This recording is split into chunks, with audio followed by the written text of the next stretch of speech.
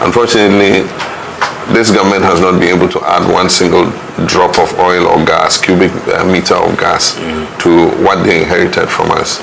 And that is for many parochial reasons.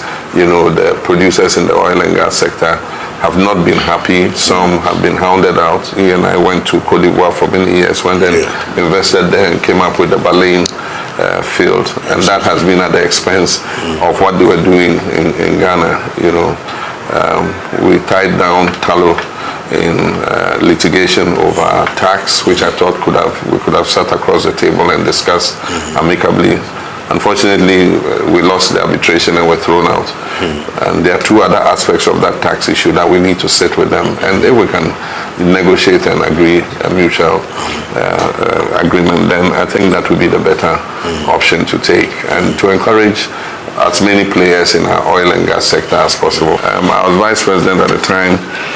My president, Professor Atta Mills, signed the MCC. Actually, I signed it, but he initiated the discussions. And when he was ready to sign, I was the one who signed it.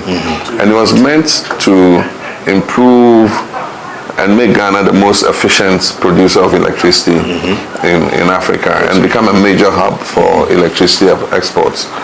Unfortunately, democracy has its dividends, but it also sometimes can be a curse. We left government and a new government took over and took over the Millennium Challenge Compact, mixed up the last segment of it, which was providing efficiency in distribution, billing, metering, and all that. And of course, PDS is history now. But we want to take a look at that again, because if we don't fix the Electricity Company of Ghana, we will continue to have a major problem with our whole power value chain. I spoke to the Americans during my last visit to the US. We met the Millennium Challenge Corporation, and we asked if it was possible for them to reinstate the $190 million that they had devoted to that aspect of it. And they said the door is not closed. And so we need to pursue that discussion.